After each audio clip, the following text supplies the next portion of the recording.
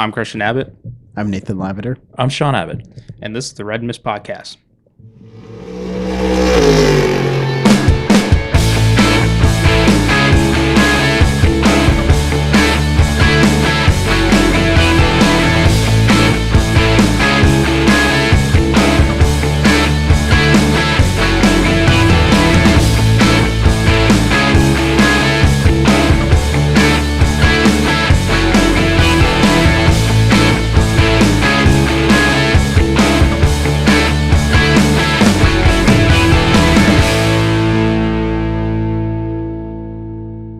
Hello, welcome to the Red Mist Podcast, Season 2, Episode 22. We're back!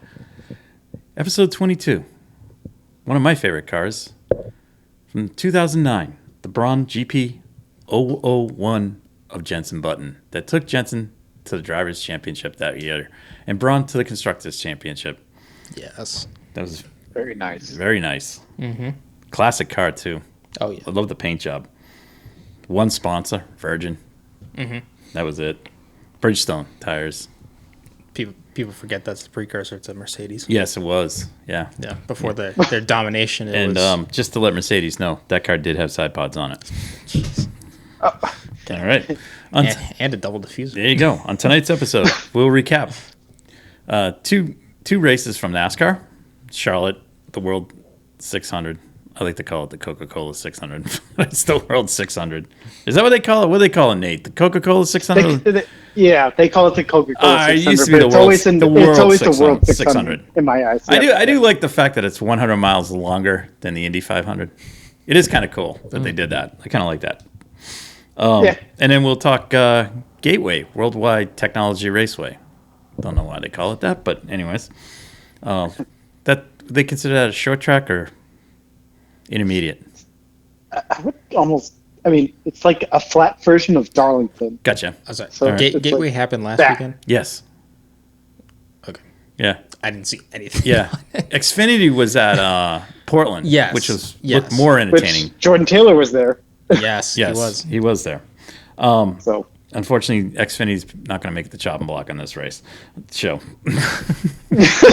We'll recap 2 weekends of Formula One. Real quick. Right? Real quick, hopefully. Real quick, And nothing against it. We're huge Formula One fans, but we're F1 fans to the max. So we are. Good one, Nate. I like that. Yeah. Then we will look back to the Indy 500. Considering that was why we didn't have a show last week. That's part of the reason why. We'll get to that in a second. And then we will quickly recap the inaugural race. Well, I shouldn't say inaugural race in Detroit. The move back to the streets of Detroit from Belle Isle. Yep. Not so sure that was a good move. But anyways. Hey, when GM and Chevrolet are paying the bill, you do what they say. Mm-hmm. Plus, the environmentalists out on Belle Isle didn't like the race being there. So, anyways. And then we'll take a peek ahead to the centenary race of the 24 Hours du Mans. Yes. Or Le Mans, as they say. So take a look at some of the test day recaps and some of the stories that have come out over the last few days. We are in a 2-day hiatus at the track tomorrow. Well, it'll be today when this comes out. Like this would have been 2 a.m. when we were there. Getting ready to get up to go watch whatever. Anyways, so that'll kick off tomorrow. All your viewing pleasure will be on Motor Trend Plus, which is a Motor Trend app during the day. The race itself will be on Motor Trend, which is on YouTube, so you can catch it there if you subscribe to the YouTube channel, but also if you're on the app. And so can you get it? Can you get the whole 24 hours? Yes, you can for free. I believe outside of the app, I believe if you're on the YouTube channel, it is for free. So can you watch it anywhere on regular TV at all? No. It's Motor Trend. So not even like Velocity? No. Or USA? No. Shame. Unfortunately. Way to go with the 100th anniversary. Unfortunately, the diminutive Australian is on the part of the broadcasting team. I mean, you can just turn on Radio Le Mans and be done with it. I know. That's what I do anyway. Or it's not a bad idea. Use your VPN and use the WEC app.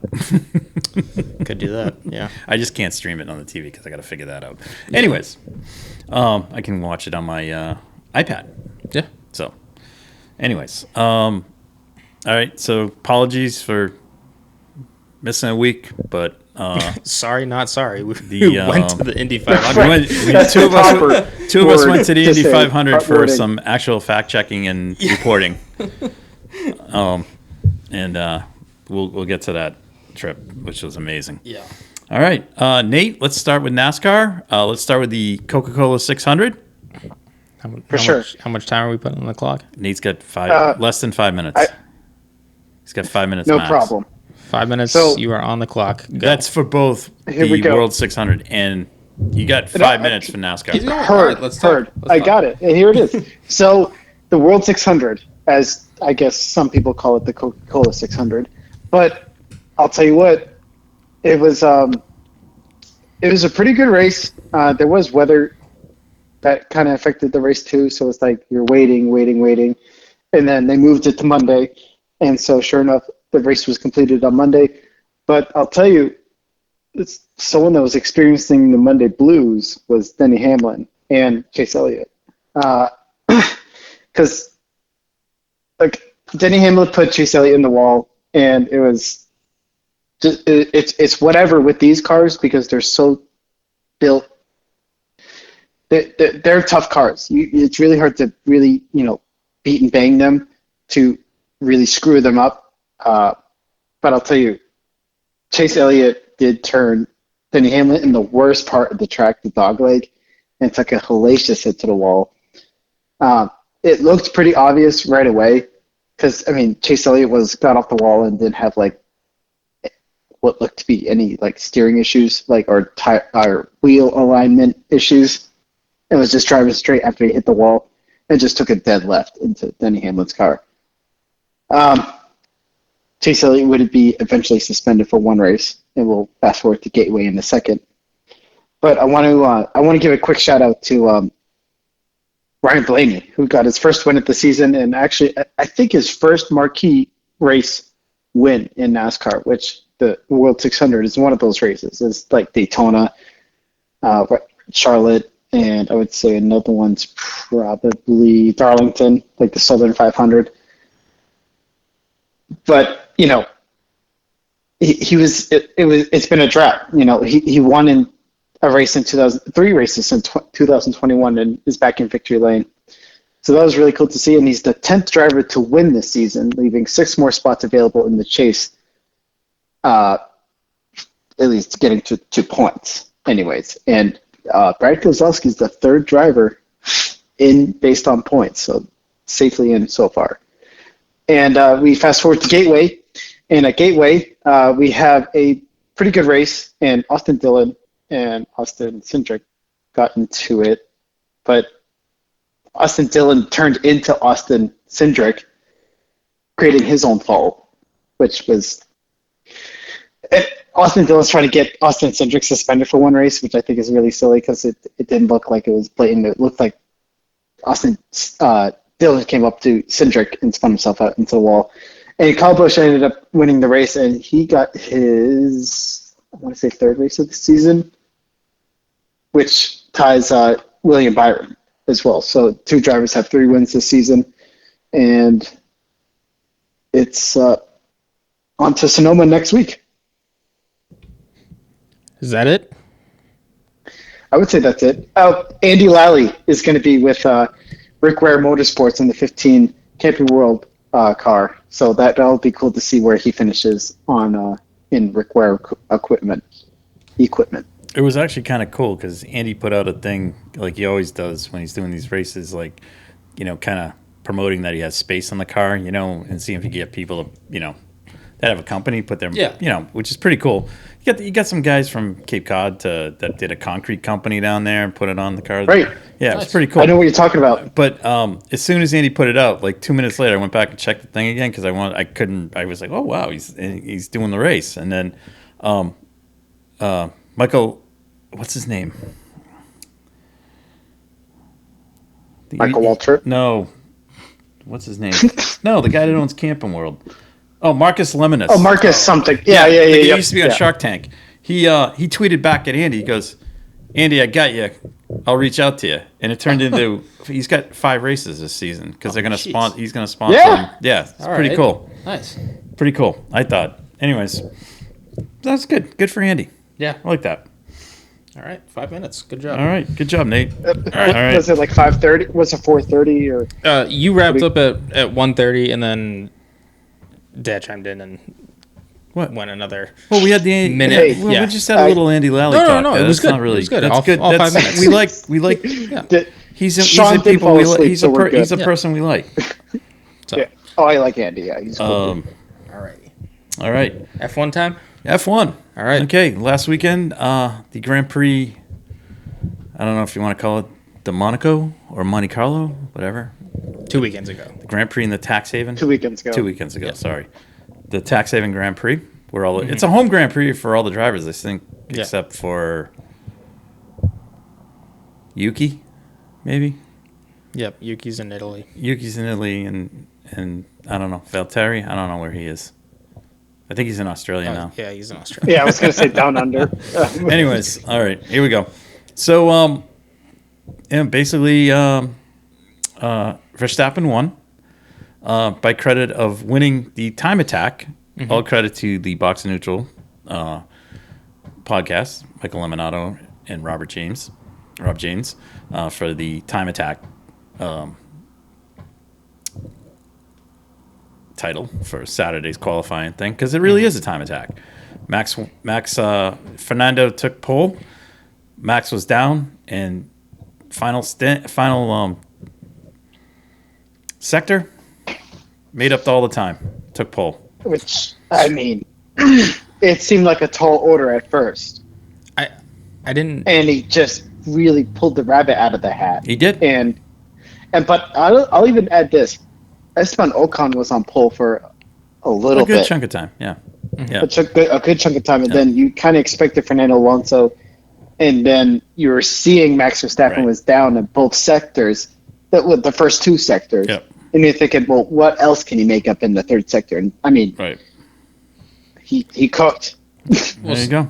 So because I didn't see the breakdown at all of this, but did Max put in a blinder of a 3rd sector, or did Alonso mess it up? He put in a blinder of a 3rd sector. Okay. It was the 3rd sector was just freaking believable. He was junk in the first 2, and wherever he pulled it, he was down 2/10. Like Nate said, he was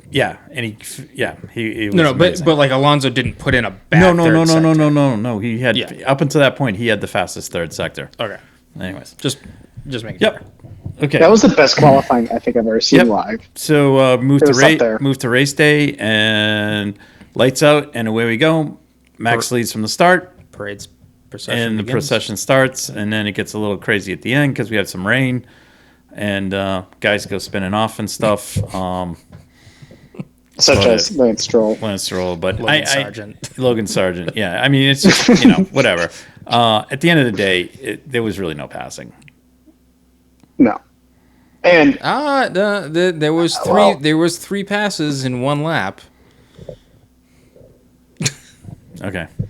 Anyways, so that wraps up Monaco. I got nothing else to say on that. It was I got that. I was yelling at the TV.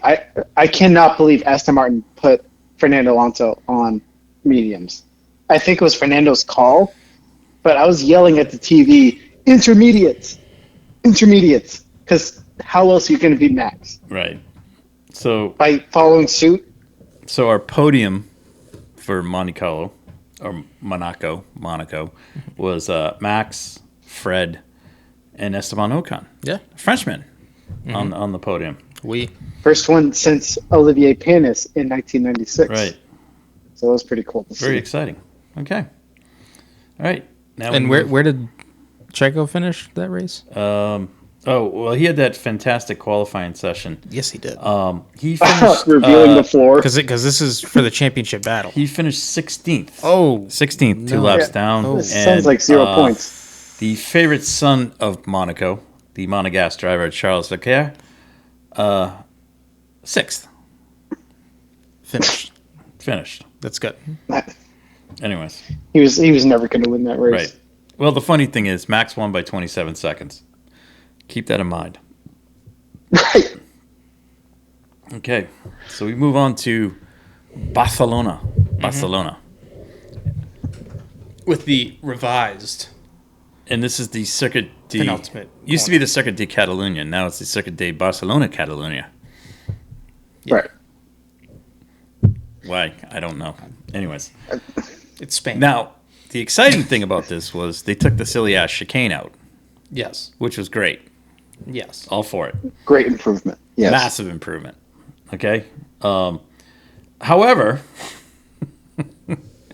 the Max train kept on rolling. Dominated practice 1, dominated practice 2, It was a Grand Slam. dominated practice 3, It was a Grand Slam. and won the race. Yeah.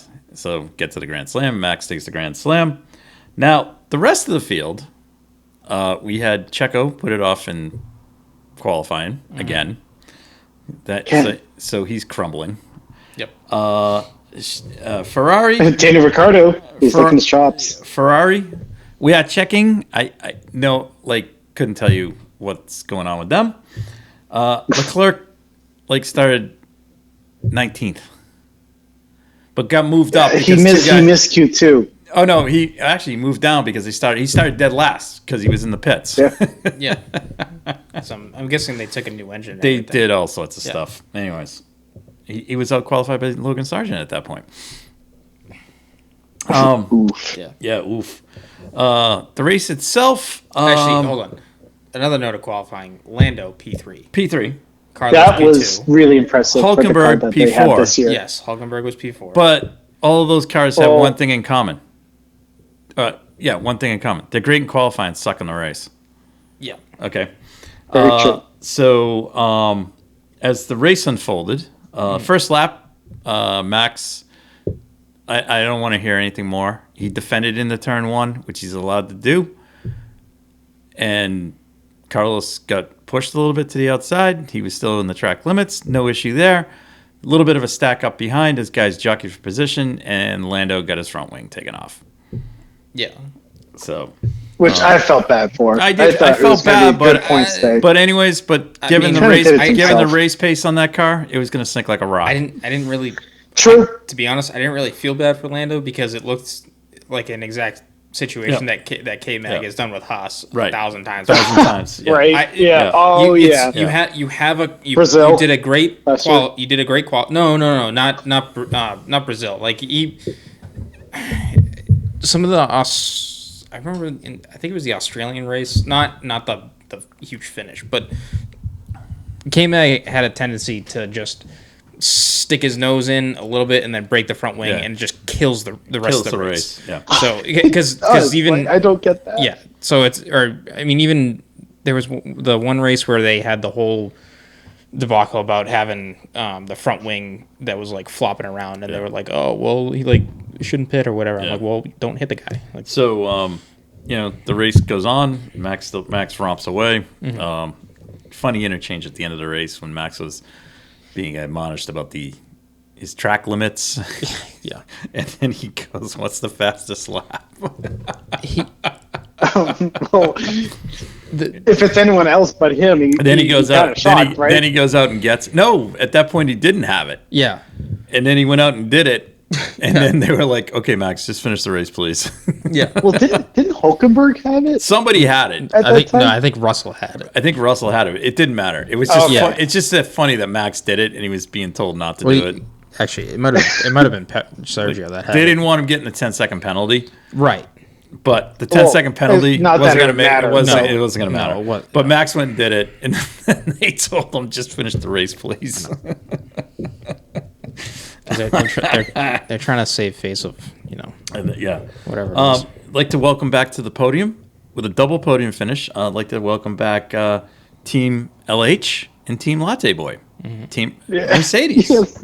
Toto's boys to the podium. Look, it's amazing what happens when you put It's been a long time coming. side pods on the car. Imagine that. I just Shocked. I know.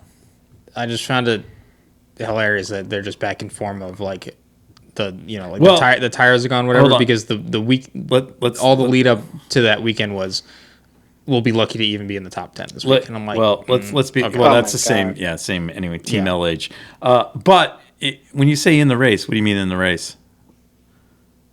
In the race with what? The rest of the field? Because as I asked you to keep in mind, how much did Max win by at Monaco? 27 seconds. Right.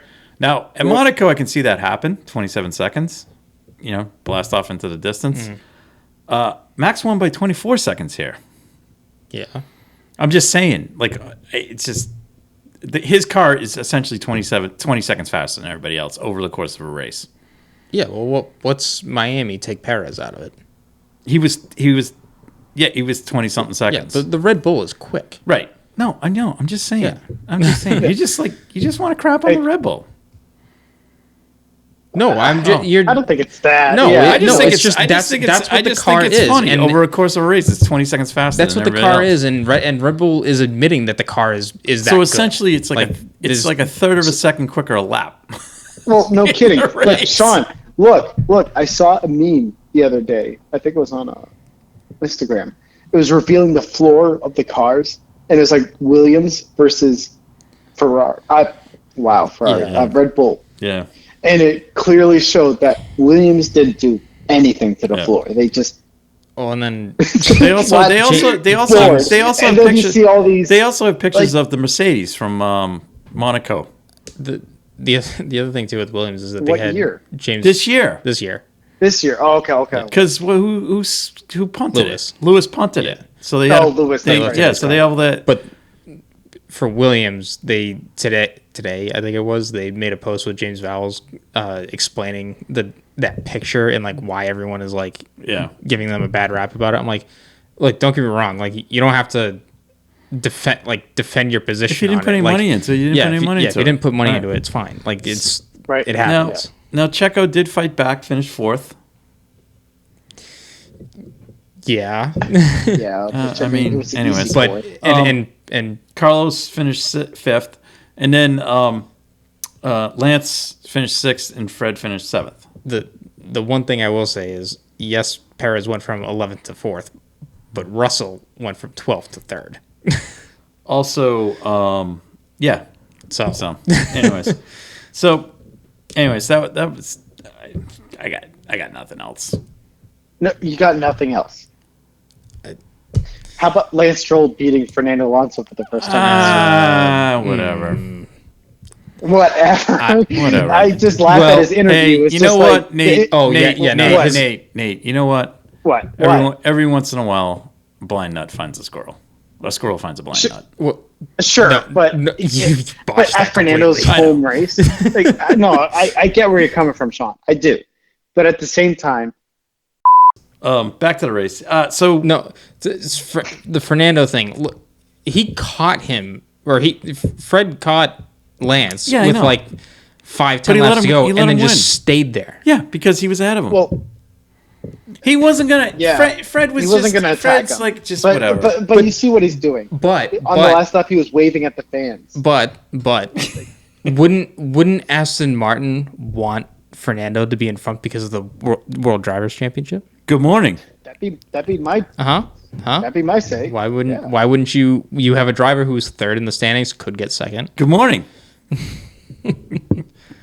I know. And now Mercedes has figured out their car, and they're going to probably overtake Fernando. Yeah. Anyways, all right. So that'll cover that race, and off we go to Canada. Is Aston Martin going to win on home soil? No. It's going to be another Max whitewash. Lewis will probably finish second. Yeah. The only way Lance Stroll will be compared to a champion is to be what crashes into the wall of champions. Wow, that's harsh. I believe he was a Canadian kart champion. Champion. Well, I can also put on my in the Micromax profile on Twitter. I could just put 2012 world champion, and someone would just follow me just for that. Yeah. All right. So take a look at the point standings here. It's pretty much over. Did you listen, did you listen to Box and Neutrals this week?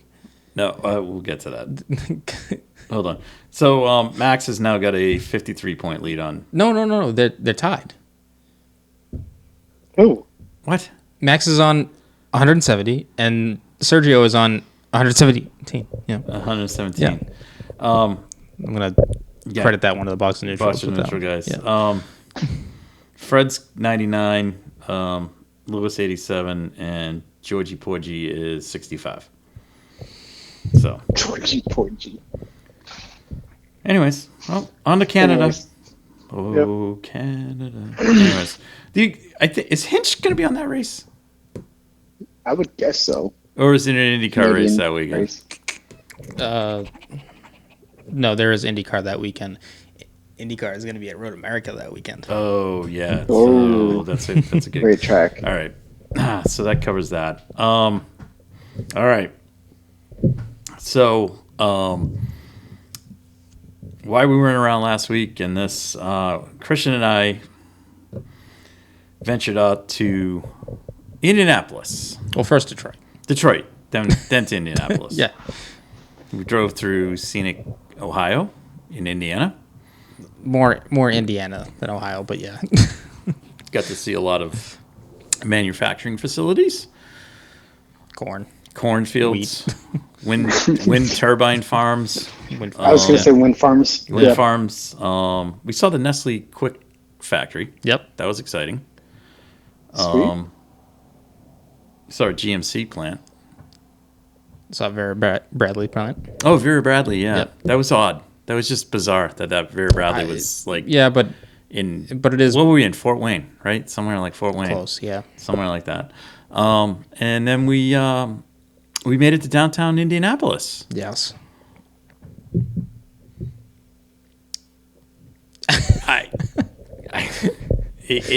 Not so booming metropolis. Well... It was Thursday night. Yes, it was Thursday night, but again, like, it's the Speedway. That's what we're... I know. Anyways. That's where everything is going on. I just was... Sean, in case you're wondering, the track is not in Indianapolis, it's in Speedway, Indiana. Yeah, it's literally 10 minutes away. Yeah. It's 10 minutes away. And it was just, like, there was 300,000 people, so... I don't know. Anyways, I was just expecting to be a little more hopping in Indianapolis, and it wasn't. Anyway, I don't know. It was pretty much what I expected. Okay. Well, you're more familiar with the Midwest than I. Yeah, I mean, there was 330,000. Sorry, 330,000. Yeah, people there on race day. Race day. And it was that's not a good chunk everyone. of the people definitely were camping at the track. Yeah, there was a good chunk there. I don't think they venture out from there. But there's also I'm willing to bet that majority of those people are, locals and can make that race in a day. Yeah, as a day trip. Fair point. Right. Fair point. Anyways, so met up with part of our crew, and then we met up with the rest. Friday. We went to Charlie Brown's. Oh no, we went to Le Peep. Yeah. We tried to go to Charlie Brown's, but it was too long of a wait. Then we went to Le Peep, had a breakfast. Yep. Then made it over to the track for Carb Day. Yes. That was exciting. It was. First time walking in and seeing all the cars on track go right in between 1 and 2. And in the short chute. And we're standing on the fence, fence where we weren't supposed to be standing. Well, no one said no until they came up to us. Nate, you know how at the bottom of the grandstands they have that like walkway area? Yeah. So we were standing. How was that? We were standing there, but we didn't know that we were supposed to keep moving. But no one was there. Yeah. So we stood there and just watched every single car go by. Single car go by at a very rapid pace, which was really amazing. Yeah, that's not a bad view. So. No, it wasn't. It was quite. It was like 2 or 3 laps we were there. So we were strong. We were strong with about 20 other people by the security staff at the Indianapolis Motor Speedway to leave. So we left and then went to turn 1, went upstairs there, watched that. Then we went down the main straight, Ventured into the paddock area. We couldn't get into the paddock because we didn't have the paddock pass. The garage pass. And then we ventured over. Did you go to the shop? No, that was not us. What do you mean the shop? Wait a minute. What do you mean the shop? Okay. Well, the gift shop, basically. There's like an Indianapolis Motor Speedway shop, which has like all the drivers, all the. Well, you mean the IndyCar? Which there was different. There was there about 10 was of like them. 4 of them. Yeah. There were 10 of them. There was one closest to the like the pit road, and like. There was one in the garage stall, like on the backside of the garage stalls, and then there was one in the midway. There was a makeshift tent that they set up, and then not a tent. It's it was in the garages. Like, yeah. We went by that one. There was in 2018 and 2021. I go there, and I get a shot glass every time I go, and that's just my thing to do. And I've gotten shirts and. The funniest thing is I got a signed James Hinchcliffe shirt because he did these like Easter eggs in 2021. He signed one shirt, one diecast, and our supercars analyst Derek Moore found a signed James Hinchcliffe diecast. I go over to Derek and I tell him. I just found this James Hinchcliffe signed jersey, and he's like, oh boy, like kind of like how the hell did you get that? And so he's in the store looking around, and he looks in the diecast area, and he finds a James Hinchcliffe signed diecast car. It is with like the what is that? Company. It was like gray and orange Genesis paint scheme when he was with Andretti. Anyway, he found that and I found the jersey. So we both walked away with the 2 Easter eggs that James Hinchcliffe put out. Well, thank you for hijacking the 2023 Indy 500 stories. Just past experience, just kidding. Whatever. Well, that's good. we did find the store. So, we one of our attendees attended the Tony Kanaan autograph signing and was able to get an autograph and picture with Tony Kanaan, which was pretty cool. Some of us received free ice cream from many of the Chevrolet drivers that showed up at the Chevrolet exhibit. We all got ice cream sandwiches. That was exciting. We spent time walking around the track a little bit, and then headed out of the track and to meet up with the rest of the last 2 of our traveling compadres. Where did we meet them? Oh, at the pizza. We went to the pizza that night. Yes, we went to the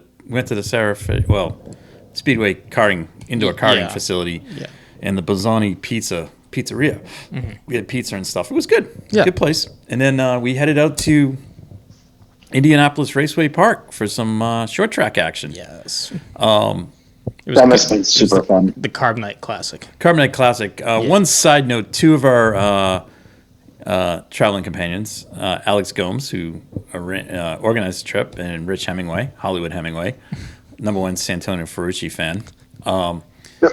He's a Santino Ferrucci fan? Yes, he is. Yes. So he likes Mercedes and Santino Ferrucci. Santino is his favorite driver. Santino is his favorite driver. Oh, my God. So Alex and Rich actually got a tour of Chip Ganassi Racing. Oh, yeah, that's right. On Thursday. Yeah. Oh, that's pretty cool. Yeah, it was very cool. They got that through some friends and contacts, so good for them. They said it was really impressive. They saw cars being prepped for Detroit. And they saw the Ganassi garage where Chip has a bunch of his winning cars, like on a wall. Yeah, they're all they're all stacked. Yeah. And they're all winning cars because Chip likes winners. So that was pretty cool. Apparently, Chip was there. They walked right past them or something. Yeah, that's what Alex said. Anyways, so Friday night. They didn't say hey. Yeah, Friday night headed out to the Carb Night Classic at Indianapolis Raceway Park. this was a deal. $25. Yeah. And the only thing was they reshuffled the schedule, so we missed the midget race. Yes. So and those were the USAC midgets that we missed. However, we got there for the Silver Crown race, which I have always wanted to see a sprint car. And sprint cars on pavement, I want to see sprint cars on dirt next. That's my next thing. But sprint cars on pavement were crazy. These things were wild. Yeah. Super loud, super fast. The best thing about them is there's no rear view mirror, there's no side mirrors. It's a go-kart. Yeah, it's a big go-kart. Initially, I guess. Yeah, and these guys know how to hustle them. Yeah. And then we stuck around for the USF 2000 race, and then the USF Pro 2000. Yeah. Which that race was better race, but those engines are more powerful than the F2000 race. So the USF 2000 is 175 horsepower. Yeah. The USF Pro 2000 225 is 275. 275. So okay. just a yeah. yeah. Good race. Good race. That race was better. I think the Silver Crown race was the best. Yeah. We didn't see the midgets. We didn't see so the midgets. That would have been fun to watch, but we got there a little late. Now, the cool thing about the Silver Crown race was the winner. And a lot of our crew is originally from Massachusetts. Yeah. They're all from Mass. Well, New England. Oh, New England. Alex is from Rhode Island. Rich is Maine. Rich is Maine, but he lives in Mass now. Yes. Anyways, the cool thing about it was that Bobby Santos III from Franklin, Mass. won the Silver Crown race, which was awesome. Now, we had no idea who won the midget race. No. But we found out the next night. Yep, we did. So that kind of wrapped up a full day of racing there. That got us back midnight. Next day, went back to the Speedway. Went to Charlie Brown's on Main Street in Speedway. Nate, did you go to Charlie Brown's? No. You didn't go to Charlie Brown's. Dude, I know. A Speedway, an Indianapolis 500 tradition, that place is. It's awesome. It's got racing memorabilia everywhere. There's a lot of memorabilia in there. Yeah, a lot of memorabilia in there. Yeah. Yeah, it's like where Robin Miller used to take all the old timers for like lunch and breakfast. Oh, that's awesome. Yeah, it was. It was really cool. Christian sat with Roger Penske's picture. I did. I saw that. I remember him sending that. Oh my God, but the place was awesome. It's a bit of a wait. You got on average, you're waiting about an hour. Unless you show up there really early. Really early, or if you can get a seat at the breakfast counter bar. Yeah. But well worth it. The menu was amazing. The service was amazing, and they couldn't beat the price. So that was a fun experience. Walked down to Speedway. Nothing was going on. Yeah, no on-track action. No on-track. There was the IndyCar 2-seater drive and drive things were going on for corporate stuff. Parade laps and stuff. Yeah. Oh, Corvette Corral was out there. The Corvette guys were out there riding around, which is cool. And then we went to the museum. Yeah. That's always the place to go. It was. When you go to the Indy. It was. And I can honestly tell you, Nate, I'm not joking. I think we spent 3 hours in there. Yeah. I believe it. Yeah. I believe it because I would spend all day there. It was really cool. But Nate, you'll like this. The theme for this year.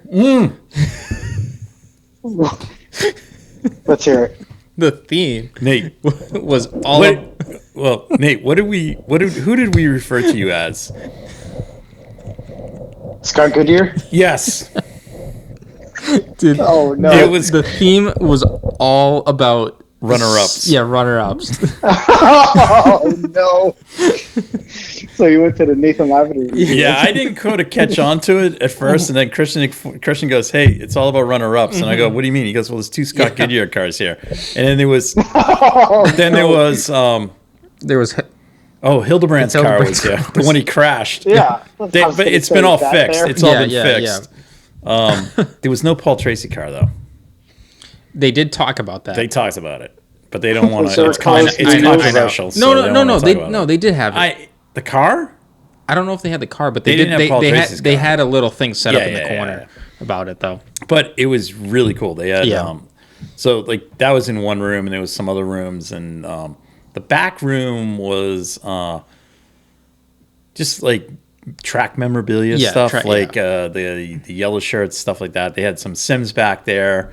Oh, they had the core from the track. They drilled down to the track. That was cool. Yeah. So you could see each layer. Yeah, and it was not a couple of interactive things. And then you go back to the main gallery, and that was crazy in there. Yeah. There was stuff that was amazing. So they had the Marmon Wasp that Ray Haroon drove for the first Indy 500. That was there. I mean, it was just that. It was cool. It was really cool. The folks the folks from the museum that are on the floor, they're full of knowledge. You know, it was really good.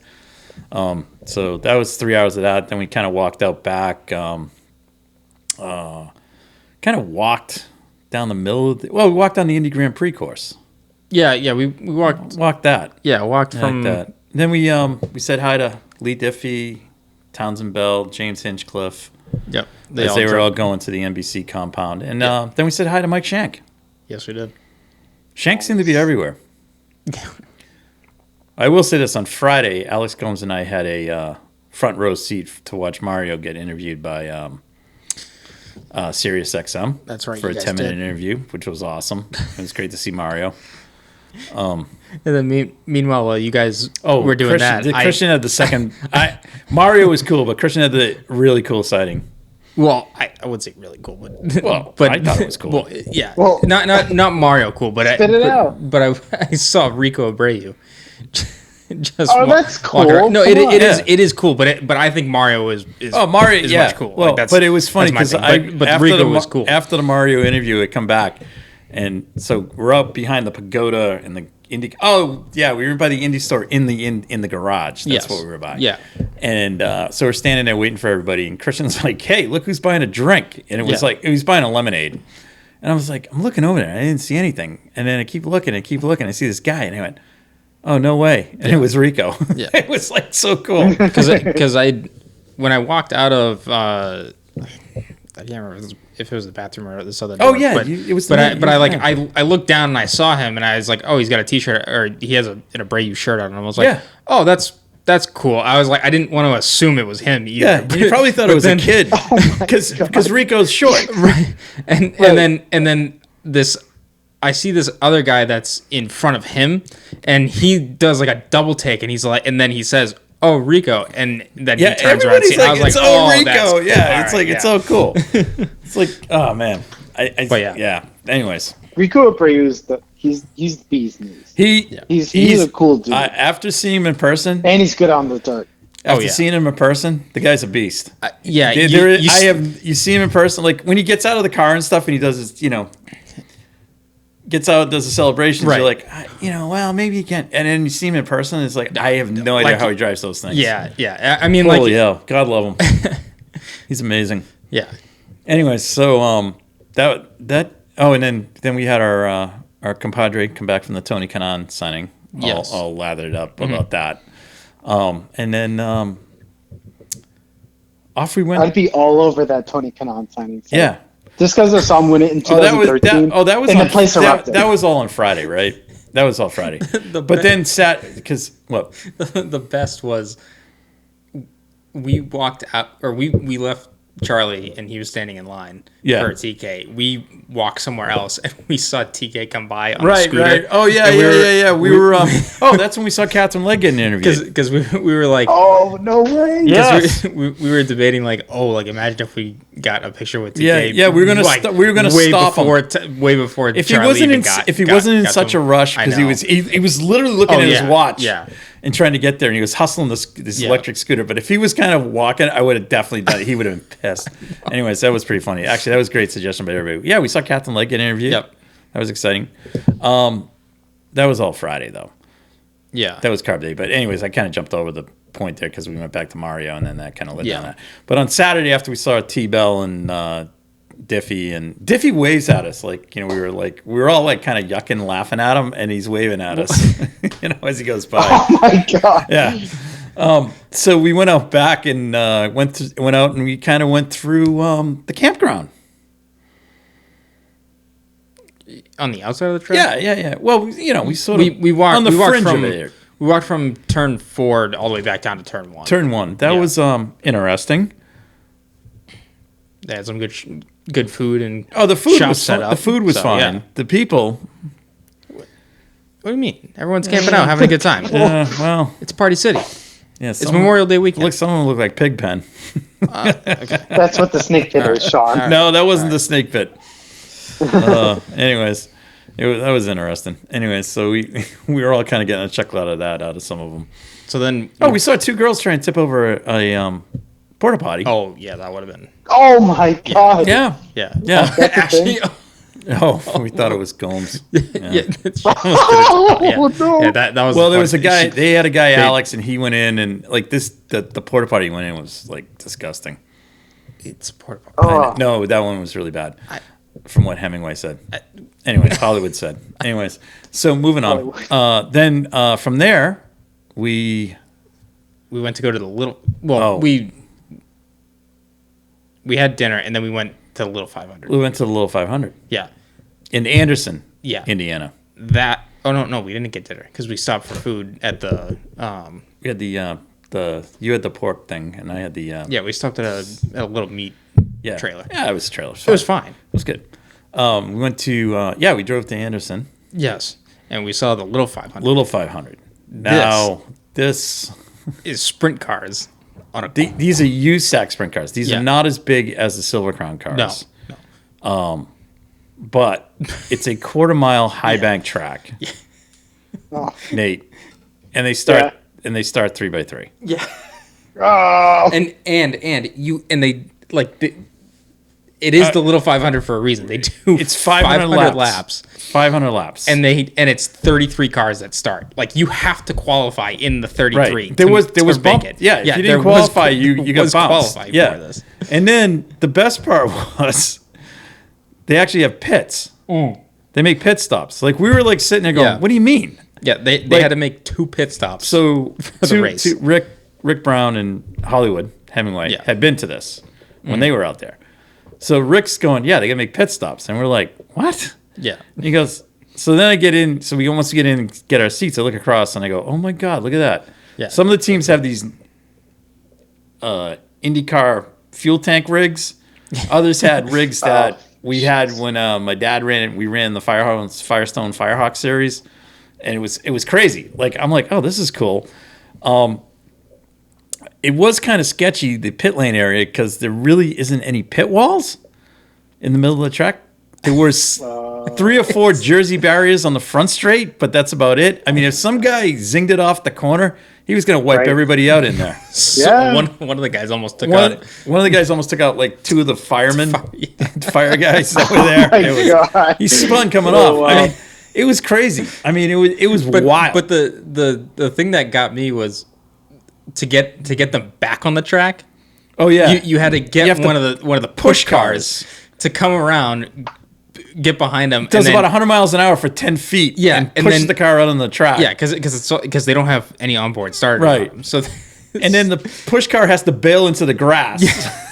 It's like while everyone and they're is still ripping around, yeah. unless it's under yellow. Yeah.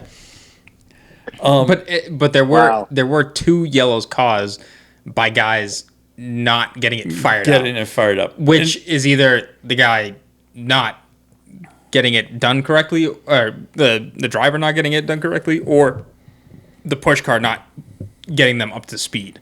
Because it did look like they were a bit slower than some of the other ones. So, Gotcha. but that race was cool, and it came. It looked like it was tire degradation there at the end, but there was a good battle for the lead and just the podium in general, because the guy who was leading after he pitted, or sorry, the guy who was out in front, he ended up finishing 3rd in the end, but he pit first, and I think just towards the end his tires went off, because then the other 2 guys he had pit later. It was what's the kid's name? Anyways, he had a steering issue. Oh, okay. So Steering it rack wasn't issue. tires. Yeah. But yeah, it was cool to watch all that, because it was a good drive through the field to get a lot of the passing done. Now, the other thing to watch during that race was the flagman, who was up in the stand trying to like orchestrate the whole thing. He wasn't as animated as Rick said he was in the past, but he was still doing a pretty good job for trying to get the whole field to be where they needed to be and watching where the leaders were and whatnot. So that was cool to see that night. So, do we want to talk about the pit stops? Oh, no, not that I want to say throw safety out the window, but would you like to see this style of pit stop come back into racing? I would love it. Okay, but so many people would be against it. I know. Nate. Yeah. So Christian and I, the first pit stop we see, right? Car comes in and is there speed limits? No. Well, Problem solved. Okay. You had to be slower and cautious. I can't really say there was a pit stop, but I can't say there was a pit yeah, stop. there wasn't. The rule is decelerate. Yeah, there was decelerate. You remember at F1 where they're like, all right, when you come into the pits, like keep it slow, and like everyone would kind of like push it. Yeah, these guys push it. Yeah, these guys would push it. Now the way because they set the pit lane up inside the figure 8 part of the track. Yes, so there was like two-sided pit lane. So one side had 8, the other side had 8, the other way had 8, the other whatever. Actually, 9. It worked out to 33 pit stops. It was like the Detroit Grand Prix. Yeah. Pit on steroids. Because one pit lane was between 3 and 4, the other pit lane was between 1 and 2. Right. And they were on each side of both of them. So the car comes in. The first one comes in. We can actually see it from our sitting spot. And like we're going, oh, they're going to do a tire change. So it's like they're going to come out with the jacks and jack car. No, these guys actually had air jacks. Boom. That's amazing. Yeah. Except there was a guy, for some reason, there's a guy standing on back of the car. But I didn't realize at first what he was doing. Then I realized what he was doing. He plugged in the fuel hose, jumped up on the Nerf bars, up went the car with him fueling the car. Yeah. Completely safe, I think. And the gentleman, no helmet. I believe this guy did have a fire suit. This guy did have a fire suit. I was going to say there were plenty of shorts in there. Hold on. It gets better. No helmet? It gets better. No, there was no helmet on the guy.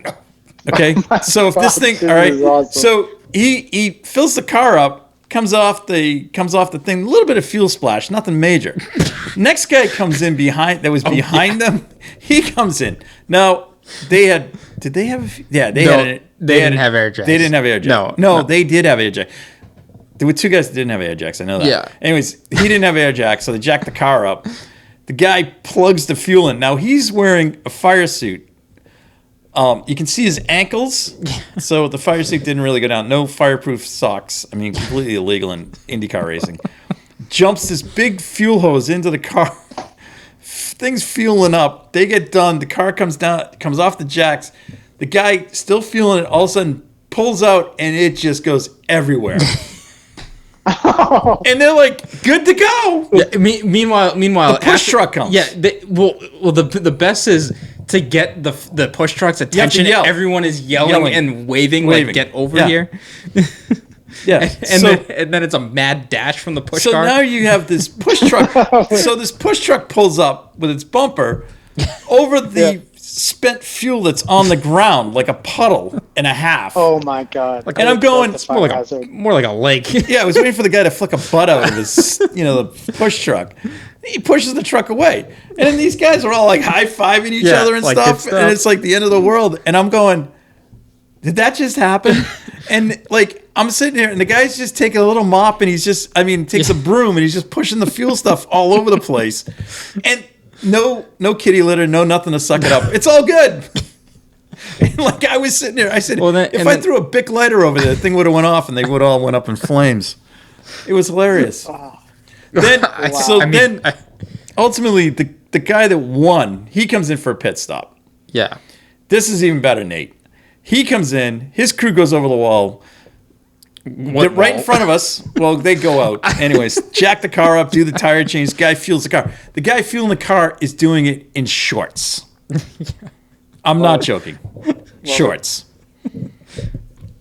Nate, this was... Them fire suits get hot. Nate, this was absolutely... It was right... I was just loving every Right up our friggin' alley. moment. Don't get me wrong. Like, you want everyone to be safe, but like this is throwback racing. Yeah, this is what it was. Yeah, right. Like, this is like we're stuck in the 80s. This is was like cool. When I showed you the picture of the guy doing the jack with the in NASCAR race, and he's got the cigarette in his mouth, he's jacking the car up. Yeah. That was cool. The other thing was actually how close you were to the cars. Yeah. Especially coming out of turn 4 and having rubber launched at you. No way. Yes. Like Did you catch them? a Catched? few. Yes, off your head. Oh my god. Oh yeah. Yeah. Now we're talking. Bring sunglasses Bring sunglasses, a hat, and a hoodie. and a hoodie. One of our compadres, Charlie, took a double shot. Charlie took one off the neck and the head within 2 seconds of each other. Is this a Call of Duty match or is this? I don't know. And then Christian, at the end of the race, Christian took a chunk right off his chest. No, it was off my leg. I don't know, but it was a big I was gonna piece. say, It was Charlie's a big yeah. piece. Christian picks it up and he hands it to me, and you can feel how hot it was. Oh yeah. It was hot. It was hot. Hot. Still. It was awesome. Get fresh rubber. I mean, it was great. Like Christian said, the men's room there, unique. What do you mean? Unique. old school. So, the Lime Rock, the men's room up on the hill. Yep. You know that one. The Nate? trough. Nate, up Okay. on the hill. They have Yeah, the yeah, men's yeah, room yeah. has I a trough. Doesn't have urinals. It has a Yeah. trough. Yeah. Right. They have the trough, and it's very much like Fenway Park, but there's no roof. Yeah. What? That was right. Yeah. There's no roof. Well, if you have so rain, sorry. if it rains there. There's no racing. Correct. Yeah. Yeah. But there were roofs over the stalls. Oh. Because there were stalls Oh, I inside. didn't- oh, okay. Oh, stalls inside. Yes. Yes, the stalls inside. I'm talking the urinal Yeah, yeah, but outside, the the trough outside. There's no roof. It looked like a prison yard. It was also There was a ring in the there middle. was, there was a ring made of bricks in the middle. And I was it clicked in my head. I was like, oh, I'll just cut across. And I'm like, no, probably shouldn't, because I can't imagine. I think that's the overflow. Yeah. Oh yeah. Dude, it was a throwback. Anyways, it was I would go back to that in a second. It was so much fun. Yeah. And the winner, Oh yeah. okay, so this, kid crosses the line, wins, you go, Jake Trainer, right? We're like, oh, cool. And then they were like, so the guy that we saw win the night before finished like 5th or something. Bobby Santos 3rd. So they pull him up onto the makeshift podium, which was on the back of a pickup truck. Even better. As they do. As they do. And so they go, and from Medway, Massachusetts. Wow. He's 18. Yeah. What?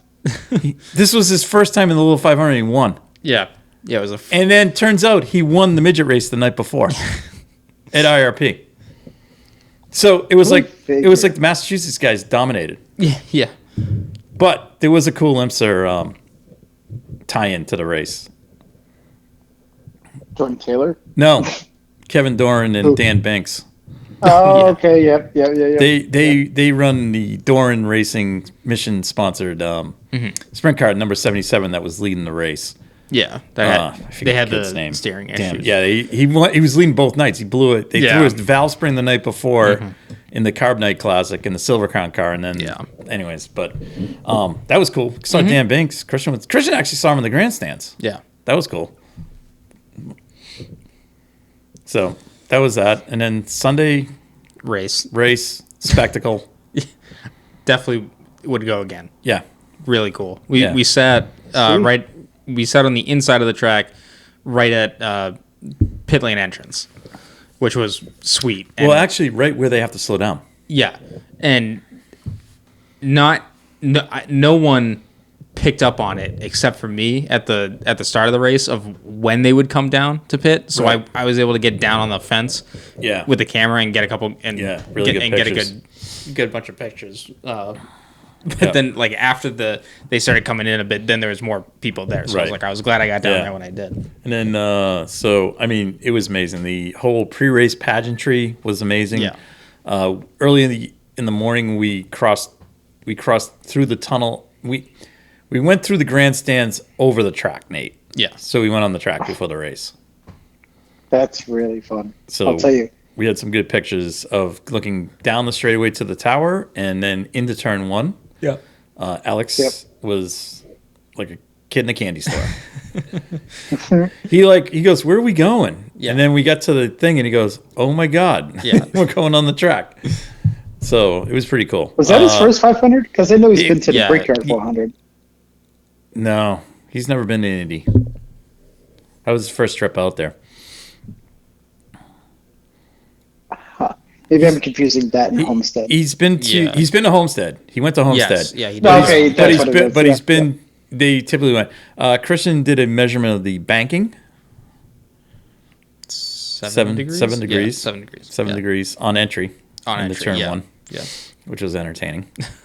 And then It's way walking a track gives you a completely different perspective on it. Yeah. Like it's you sit there and you're like, oh, it's it looks. it's 11 degrees. Like, nah, that's a lot. It's a lot. But also, when you look at it during the race, unless you're in that low-down shot, you can't totally tell that it's banked. No, It you looks can't. like You it's, can't. Yeah, and I mean, I've been to Michigan International Speedway. Yeah. That's Big. it's a different That's different level of banking, bank. yeah. But it is like you don't realize how much of And how New much Hampshire, banking New it is. Hampshire's Yeah. a different banking. Yes. And where else did we went somewhere else we were messing around with that. We were doing banking. Where were we? Le Mans, No. Indianapolis. No. Like the Indianapolis section at Le Mans. No, because we didn't. No. The only place we got on the track was the front. Oh no, well we walked up the hill to Dunlop, but it Yeah, wasn't. but- It's but it not, wasn't like that. Didn't you guys go to at Lime Rock, Big Bend? Yeah, we've done that. I've done it. Yeah, at but Lime that's Rock pretty before. flat. No, there was somewhere we were monkeying around with it somewhere. Watkins Glen. No, we didn't walk the track there. We were there with you, Nate. Yeah, I know, but Yeah.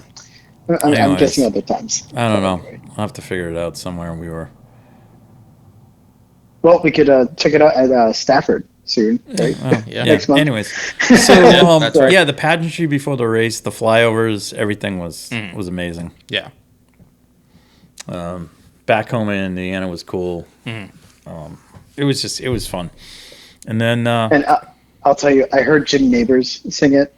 oh That's yeah, That was the best yeah, thing ever. yeah. But this new guy, He's does good. it for the Chicago Blackhawks. He's the national anthem singer. Yeah, for the Blackhawk, he's good. But Yeah, he's good. yeah, He's really this good. was it was crazy. And then of course the race starts, and that's just Yeah. like the whole place goes nuts. Yeah. Yeah, it's the whole thing. It's really and then cool. so like Christian said, we stayed in the seats to the first round of pit stops, and then Christian and I went off on a walking tour of the track. Yeah. Went to turn 4, stood in the banking there, kind of took in the the track itself. Yeah. Looked over towards the turn 3, which is where the snake pit was, and the big concert. It was kind of a concert. It was all DJ stuff that day going on over there. Then we kind of migrated out to the back straightaway across the golf course, which was fun. Yeah. And kind of walked the berm out there and walked the entire back straight. And then again, kind of walked close to the snake pit, kind of watched that for a few minutes, and then back over to the track. Yeah. And then while that was going on, a little bit of the chaos was going on in the race, and then we got to the seats, and that's when all hell broke loose. Yeah. Yeah. We got back to the seats with 40 laps to Yeah. go. So Great that time was to find your seat. yeah. That was right when you had half the guys somewhat good on. I think everyone pretty much had to make a pit stop. Yeah. At that point, but it would have been interesting to see how it played out because some guys would have had to Right. be longer in the pits versus others, and then last couple laps came down and red flag. Yeah, I don't know. I guess just to touch on the ending, very happy that Joseph Newgarden won. I don't have a problem with his snaking. No, everybody It was done does. last year. Everybody does Yeah, it. it's done, but I think it is gonna. He was definitely when they came by the pits, like literally, we could see That him. was all. Yeah, that was the sketchy point of it. I'm not a big fan of them dipping down. I thought that was OB down there with because he went across the dotted line, not the solid line. But that's not. It's apparently not out of bounds. So I mean, It's just a recommended area not yeah, to be. I mean, who said it? Like Hinch and Rossi. No. Was it Mario that said like if you're gonna pave it, like they're gonna use it? I think Tony Kanaan said It that. might have been TK. Yeah, I think but it Tony is. cannot. Well, because he had used his the grass grass. to his He driving. used the grass. Yeah. But I mean, I'm on the same page there. Like, if it's paved, they're gonna use they're it. gonna use it. I'm kind of with Hinch, and I'm kind of like with Rossi on this. I mean, they got to do something because it didn't dawn on me initially, but they're right. Yeah. When you're snaking, going back to the right is not that easy to do because the cars aren't meant to go right because they are set up with a little bit of left turn bias in them. No, really. I didn't think about it. I mean, Because- Sean, think about it. They're only going left. No, I know, but did you guys think about it? Yeah. So you think that every time when the guy makes a pass on the right side of the guy, it's like that much harder? I just kind of thought the cars weren't set up with that. I know they have stagger on the tires and Not that. harder, but it's But just the the way point being steering with wheels the are point lined being with the snaking, it's like you're doing it at a really high speed and you're doing quick and left and right turns. Yeah. So I mean, No, I kind of agree with Hinch and Rossi, and I agree with Hinch. It does make them look like a bunch of clowns. I mean, it's a different approach of how to win the race because, like Rossi said as well, the other methods of winning it were it's a drag race down to the line, Or you take the air off the guy's nose, which is what they got to get back to. Right. You know? But he was in the pit lane and he shouldn't have been there. That was the piece that's the piece. Christian, I know you're sitting there and you're like, it's okay, but I mean, the point being is... I'm only saying it's okay because they've set a precedent. The point being is they're playing chicken with the attenuator. That's what they're doing. Right. Which is dumb. Well, that's what they're doing. And I'll tell you, I think it was That's dangerous. That's the that got dangerous really part. close. That you go from 200 to a complete stop. Right. Yeah. And you saw it with Spencer Pigot in Yeah. 2020. Oh, yeah. No, I And mean, that's the only thing about that. Other than that, I don't, if you're doing it and you're keeping it in the pit straight away, I mean, in the racetrack, I don't really care. But going down Here's what I think. to go to that far side of the pit lane, that should be OB. That's just my opinion.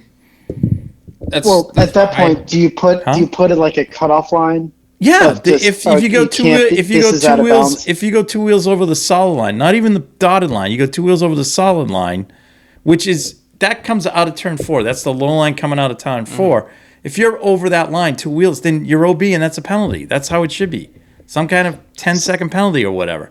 That's all. Just placement is just where the penalty should be, not like overtaking. I just don't think they should be playing chicken with the attenuator because we saw what happened with Spencer Pigot. Yeah. Yeah, I'm not disregarding. Plus, the that's safety also aspect where of it. that's the same corner where Dixon went up and over Elio. That was 3 and 4. No, that was 1 and 2. No, it was down. I thought it was 3. I thought it was 3 more. Where I thought it was more. Elio went underneath Scott Dixon. I thought it was more 4. All right. Anyways, whatever. It was short. Whatever. Shoot. I remember Anyways. that much. But it's just when it gets to that point, it's getting dangerous. And I'm not blaming. I'm not saying that Newgarden did anything wrong. Until IndyCar's got to do something about it. Yeah, it's not That's the all. drivers. It's not the drivers. No.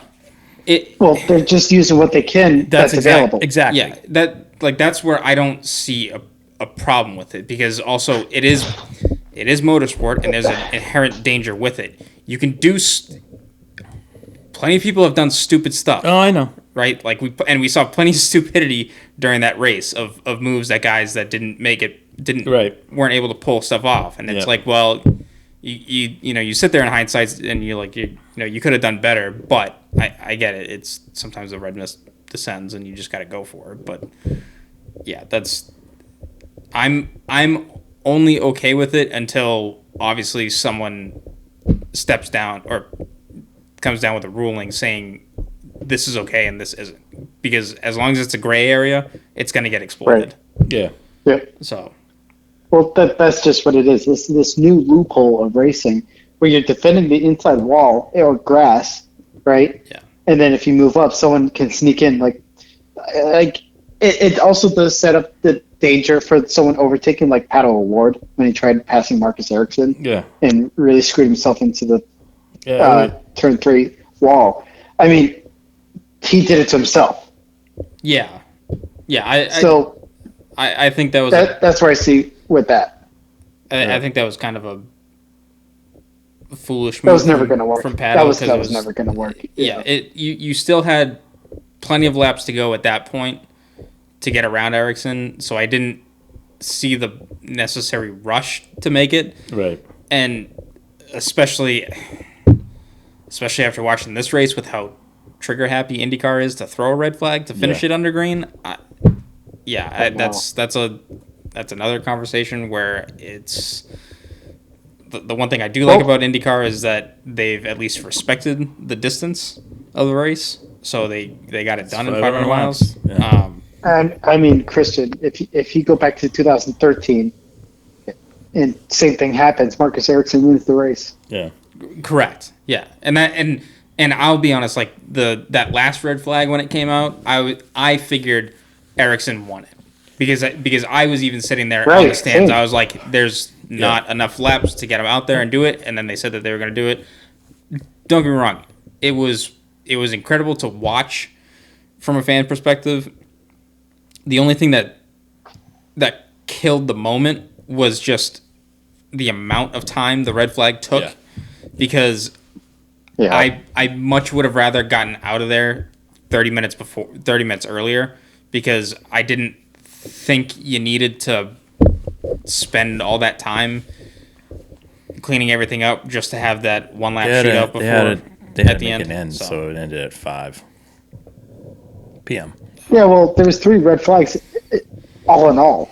Yeah, I mean, once they threw one, they were going to throw. Yeah, I thought they could have just finished it under yellow and been done with it. There's a lot of debate on it. So, but anyways, it doesn't take away from the race. Doesn't take away from the race. It was a deserving winner, one way or another. So, right, and Justin Newgarden had to work for that. He was like, I think in row 8, 9. Oh no, he worked hard. Yeah. So I mean, no qualms on that. Yeah. So and this is Penske's first Indy 500 win under owning the track. Indianapolis Motorsports, owning the track. Yeah. So anyways, that was cool. Got to see. Then we got to go post race. We got to go in the paddock area. Rich got an up personal moment with Santino. Charlie was almost run over by his hero, Tony Kanaan. Yes.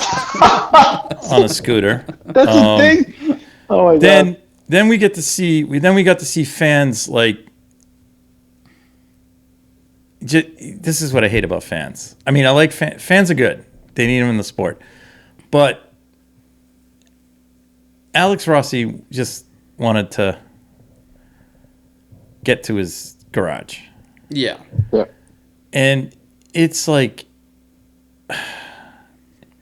people just don't.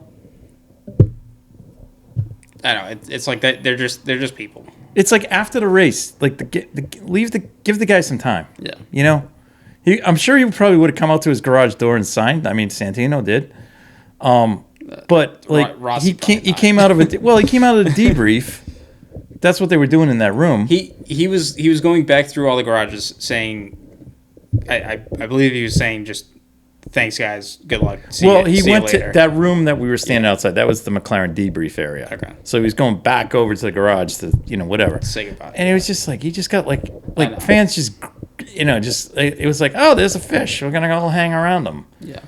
And he took one picture and it was like, oh, here it comes. And you could tell he was like, oh God, I did this. Yeah. I felt bad, but anyways, Yeah. it's just whatever. Give them a little, they want more. Yeah, and then Monday we took a tour of the basement of the Indianapolis Motor Speedway Museum. Yes. Which was really cool. Oh wow, that's pretty cool. We've been sworn to secrecy, so cannot divulge what was there. Can't even take pictures. You can't take pictures. You can talk about it. I know, but there was some cool stuff there. Yeah. So basically everything that wasn't on the main floor was down there. But some of the cars that were on the main floor were donated. There was a wide variety of IndyCar engines on display, which was awesome. This is down in the basement. Down in the basement. One of Jim Clark's Lotuses was in the basement. Oh. Two of Dan Gurney's Eagles that raced in the late 60s IndyCar race were there. There was the Olsenite Eagle was there. Mark Donahue's Penske McLaren was there. Mm-hmm. AJ's Coyote that he won in was there. That Rich Hollywood almost tore apart. That was pretty cool. Did you touch it when you're not supposed to touch it at a museum? Moving on. I don't know. There was a Michael Schumacher. There was a Michael Schumacher Benetton Formula 1 car. Formula 1 car. What, 1994? Along with a Stewart Grand Prix car. Yes, that was there. That was cool. A Scott Dixon cutaway car. That was cool. Yeah, they cut half the car. One of Richard Petty's stock cars was there, I think. I don't know. Can't remember. It was just a bevy of IndyCar stuff. And was it a NASCAR? Huh? Was it a NASCAR? Or yeah. Oh, John Andretti's car from the 100th race. That's what I was going to say. John Andretti's car was there for the 100th race, and it was crazy because the wheel, the tires for his car for the whole race, they had the winners of the 100 races on the tires, the names of the drivers on all four tires. That was Rossi's car. No, that was on John Andretti's car. There was some car the car that he had. It was like his car was number 100. It was crazy. Okay, then I remember Rossi's car on the main floor. Yeah, had at least the Indy 500 winners. I don't know. It was crazy. Anyways, and then he had all the drivers for the race sign the car. It was crazy. That was cool. Dan Weldon's car was there. Yep. Love that. There was a whole bunch of stuff. It was wild. 2005 in the base or 2011. I can't remember. Dan Weldon. It was 2011. Okay. Oh, okay. They had Danica's rookie car in there. Was it rookie 500 That's car? pretty cool. Then there was the Ferrari Indy. There was a Ferrari Indy car from the 30s that was there. It was pretty cool. Mm-hmm. There was an Alfa Romeo that ran there in the 30s, 40s. That was cool. It was an amazing thing. The guy that showed us around was really good. We saw a Indian motorcycle that raced on the first motorcycle race held at the track, which was the first event at the track. That was cool. And then there was the rest of the collection was all the Holman family cars, which was cool. So, and then the guy explained to us that Penske bought the track and the building. He did not buy the museum. Yeah. So the museum is run by a board, and the board is responsible for obtaining all the cars and stuff that go to the collection, that go out on the floor and stuff. They're actively seeking Indy cars and stuff that of historic note. It was really cool. Really cool. And it was well worth the extra fee that we paid to go to. So, and that pretty much concluded our trip to Indy. That's amazing. Yeah, no, it's really a magical place. And it was awesome. It really was great. It's a great event. Yeah. I will say this: you can walk around the track and see different parts of the track from if you have a ticket on the inside. Yeah, you could definitely do it cheap with general admission. Yeah, general on the admission ticket inside and of the sit on track. the backside of the track and go all the way to turn 3. The only thing is you can't get into the grandstands. Yeah. And the only other thing is you would have to pay extra to get into the garage area. Yeah. I'll be honest with you. I think when we saw the garage as they were packing up, I think it was probably the best time to see it. Yeah. Because honestly, there's so much activity that's going on on Carb Day. I don't know if you really want to be in there. Just be tripping over people. Yeah. So, but it was cool. Yeah. Yeah, definitely Cool. Definitely go if you haven't. I think we would definitely go again. I would definitely do the ancillary stuff that we did as well. Yeah. Those other races. So that was fun. God, yeah. That was fun. It was better than sitting around at home, honestly. Or Yeah. it was a good time. You know, you can go to the track, have some food, have a beer, and watch the race. It was awesome. So That was a good time. Yep, great time. Great time. All right, so Detroit. I mean, better race than what I was expecting, for starters. I thought so. Yeah, But for the most part, it was a really narrow track. Yeah, Yeah, I think the track itself kind of threw me off. It's the only way I see that race getting better is if they repave it and widen it in spots. You don't necessarily need to widen it. I think just a repave would be probably help. a better start. Yeah. There's only really 2 realistic opportunities to overtake someone. And it was by the pit entrance, then at the end of both Power and Polo proved that because Yeah. they passed each other in the same spots. Right. You know, good. I thought it was good race between the two. So I mean, you know, it's kind of anticlimactic because it happens right after Indy. Yeah. You know. Yeah. I mean, you could see that Joseph was kind of. I think he was just worn out. Yeah, he was still on his Yeah. Indy 500 Yeah. high. And I think some of these guys were probably still on the, you know, from the whole week there. You know. Well, because you've just done a whole month at Indianapolis, and it's like now They almost should just have a week off. I mean, they should almost have 2 weeks off. Skip, you know, go over Le Mans. You know, skip over and do Le Mans. I mean, Dixon's at Le Mans right now. Right. So right. I will say this. That's a Yeah, that's there. Yeah, he's that doing, is he's that doing is a like lot. 6 weeks of racing for him. Yeah, yeah. And he had to be there for Sunday, Right. right? So he literally flew out of there after the race. Yeah. I don't. Was anyone else? I don't think so. I think just him. Well, the race was on Saturday, but he had to be at the test day. Yeah. Yeah, I mean, also think about Jimmy Johnson. He just did the Coca-Cola 600, but I mean, didn't do any laps, but still. Right. Yeah. Yep. You know. No, that's right. So Pelot won. Will Power was second. Yeah. Almost got to see Flava Flav up there on the podium. That was the high. On Now- the top step. Yeah. Yeah. Yeah. How about third place though? Yeah. Felix Rosenquist, That was good. almost that was good. Alexander Rossi. Yeah. Yeah. I still want to hear about that Yeah, beat the fly in the room conversation. at But McLaren. anyways, yeah. But I will say, yeah, Marcus Armstrong had a good race. Finished 8th. Yep. Newgarden got 10th. But yeah, Flavor Flav. That was the highlight of the weekend. Yeah. I didn't realize him and Will. They're like, Will Power was funny after the race. Like he goes, my friends in Toowoomba said I should just quit. Yeah. I've reached the peak. Yeah. Yeah.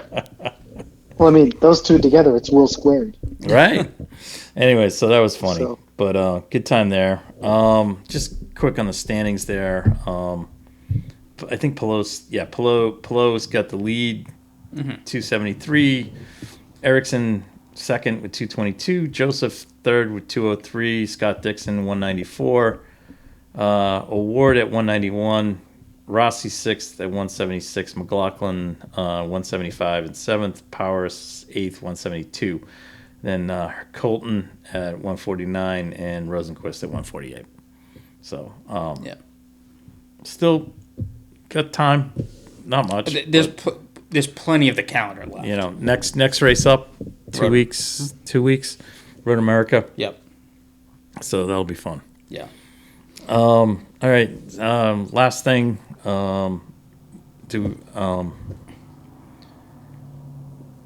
Quickly about Le Mans coming up this weekend. We'll probably have to do more of it just next year. But This weekend was the past weekend. We had the test session. Ferrari was on top.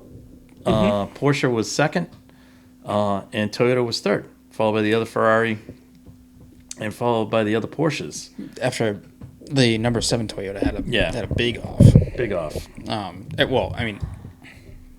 Any crash at Le Mans is big just because of the speed. Yeah, and then we had the Cadillacs, so that was good. Garage 56. Looking good. Look faster than A lot. a lot. GTEs.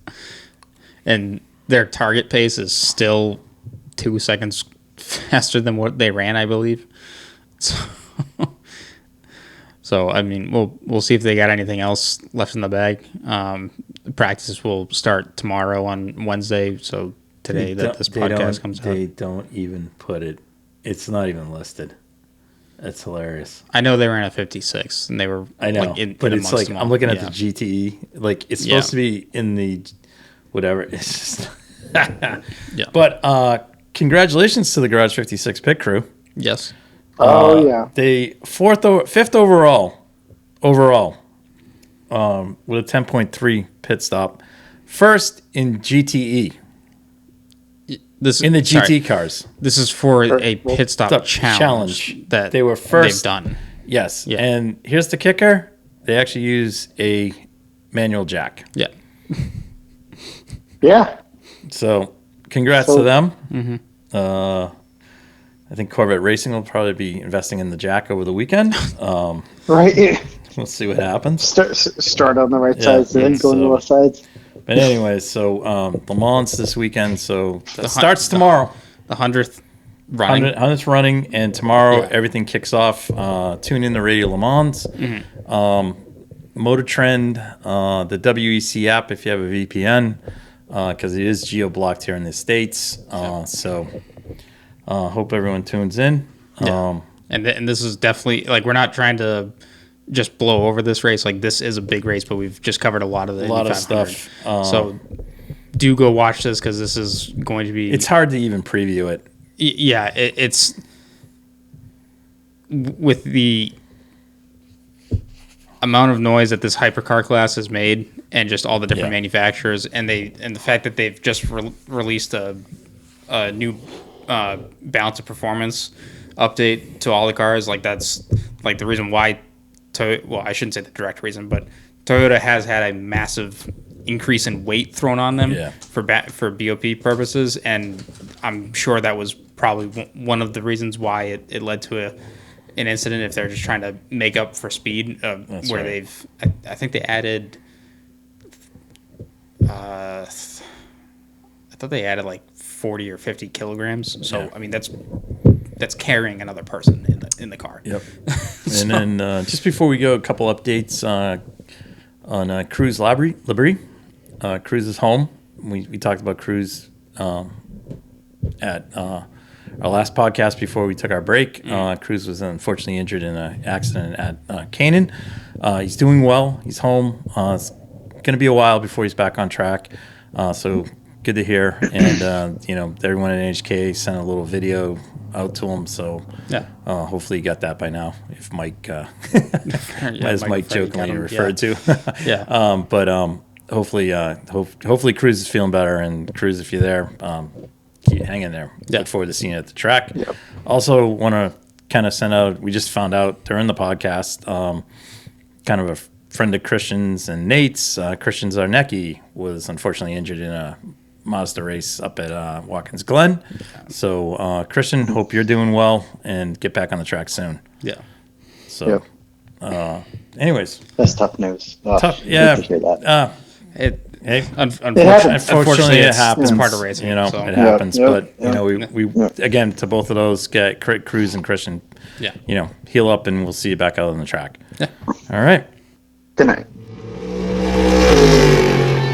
Thank you guys for listening to the Red Mist Podcast, hosted by Christian Abbott, Shaun Abbott, and Nathan Lavin. It's produced by Christian Abbott, and music is by Alex Zwart and Harrison Tate.